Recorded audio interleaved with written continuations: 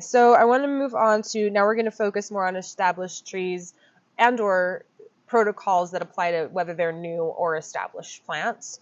So for example, the next thing to kind of chat about is for October, mulching, wrapping, pruning. What would you recommend in October for those things, if anything? Um, for mulching, what I would recommend in October for mulching is to just renew some of the mulch that may have disappeared over this season. Not necessarily mulching over anything quite yet. Sometimes there are certain perennials or certain shrubs that may be super tender to the cold, and it might be recommended for those things to be under a mound of mulch for the winter. But generally speaking, you don't volcano mulch anything. But in October for mulching, it's a really good time to just renew the couple of inches of mulch that you might have over the beds between your trees and shrubs. Other than that, I think mulching can probably wait until November or even into early December. You don't want to keep mulch over anything that still needs exposure. You don't want to cover anything too early. But October is a great time to prepare for those things. So if you suspect you might have something that does need to be mulched over the winter, making a list of those things would be beneficial. But also, if you are going to need to wrap any of your trees or your shrubs, it's a good time to find those supplies, purchase those supplies, have them available, because sometimes as you go further and further into the season, the late part of fall and into early winter, some of those supplies might be sold out at the stores. So you want to make sure that you get them before they're not available. And those supplies would be things like burlap, that you would use on like upright junipers or arborvitae, or if you have any shrubs that like shorter shrubs that you want to just make sure they don't do that. But that can also work as netting.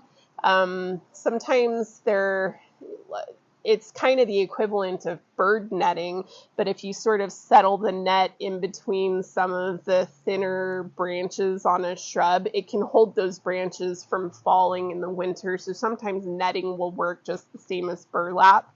And then the other type of tree wrap that I was talking about is a white tree wrap that goes around the juvenile trunks. Going back to that juvenile bark, it's really easily damaged in the winter. So that white tree wrap, which we'll talk more about later, but that white tree wrap protects those trunks over the winter. Yeah, I mean, you make a really good point with just having the things prepared, because again, we can't predict the weather. We can assume that it won't get that cold until November. Mm-hmm. But who would have predicted we'd have 47 days over 100 this year? Like, who knows, So, or be over 100 on Labor Day. Right. I mean, so I'm it's not good to sure be prepared. I doubt it'll get that cold, but you make a good point of having it, just because if we have another weird swing the other direction, then you'll have it. Yep. And none of them will go rotten. So a couple extra weeks will do you no harm. So that's helpful. And I did have a question of, when you mentioned like mulching over certain types of plants, we never want to volcano trees or things, but there are some things where you're protecting a graft or whatnot. Do you have a couple of examples you could share of some trees or shrubs that you would mulch over, other than roses maybe? Yeah, it's not unheard of to mulch the more tender roses. There are some varieties of roses that, say, for example, you live up in Park City. Park City is marginal for a lot of roses. Park City would be an example of a location in Utah where if you have roses, you may want to mulch over the canes that have been cut, so that the lower parts of the canes and the crown have just a little bit more protection over the winter from the extreme cold, so that those shrubs are more likely to make it through the winter and be successful the following spring. Another example would be like if you have marginally hardy annual or perennial. There are some examples of annuals that typically are annuals in our climate, but maybe with a little extra mulching, they'll make it through the winter and come back in the spring. Examples of those would be like banana plants. I've seen people mulch over banana plants. You would cut them back and then have some sort of mulch hill over the crown of the banana. Or canna lilies, calla lilies, sometimes a little extra protection over dahlia tubers can help them come back. Is there any other trees or shrubs that come to mind specifically though? Not really. Not really. Okay. Trees and shrubs with a really woody trunk. Hopefully you're making selections for your yard that shouldn't need extra mulching. Roses are just one example that it's not uncommon to see mulching over them. Cool. And the other thing I wanted to follow up on when you were talking about the wrapping is to prevent heavy snow loads from bending and breaking branches, right? It's not necessarily because they won't keep their shape if they don't have it, but if there is that snow and it freezes, like there's damage that can be done that's preventative for. And I think also Right. like desiccation on evergreens, so there's less winter desiccation too. Sure, desiccation, but it's really more just support. Okay. And this tree wrapping that we're talking about right now is the burlap. Just because burlap is fairly steady, it's strong enough that it will hold any of those upright branches. It will hold them upright, and you won't catch that snow load and have those branches pulled to the side. It's not really burlap nor the white tree wrap are really for insulation. It's not a temperature change that you are using this wrap for.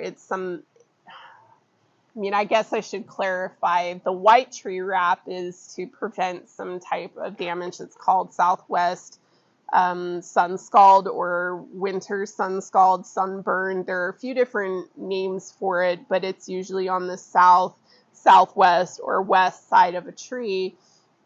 And the white tree wrap works like a sunblock. So there is a teeny bit of temperature protection with the white tree wrap, but you're not doing it like you would with mulch. It's not a buffer for the temperature, it's a buffer for the sun.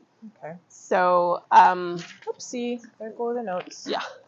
Okay, I think that's helpful. And we'll get into that more also in November, I think, when the wind.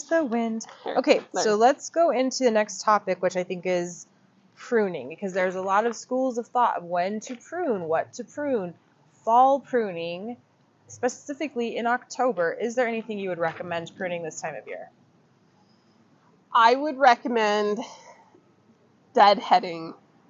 So if you have things like hydrangeas, or if you have any roses that might still have spent flowers on them, I would recommend deadheading, but not necessarily taking off any more than the spent flowers. You do not want to be cutting height off of those stems unless it's absolutely necessary for some reason. Like if a branch is broken, you can take it off at any time because it's not going to make a difference. If that branch is dead for whatever reason, like if you're cleaning up and you see in a tree that there's a branch that's dead, you can take that out any time of year and that's fine. But pruning sometimes can encourage new growth, and this is not the right time of year to be encouraging new growth. That new growth can be very tender to cold snaps, and you don't want to have several inches of new growth and then we get cold and you lose all of that or even more than that to the cold. So no fall pruning. I don't recommend anything other than cleaning Okay. in October.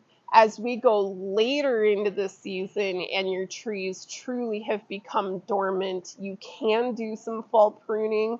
There are better times of year to do it. I wouldn't recommend it in November if you don't have to do it in November, but in October, just deadheading. I wouldn't do anything more than that.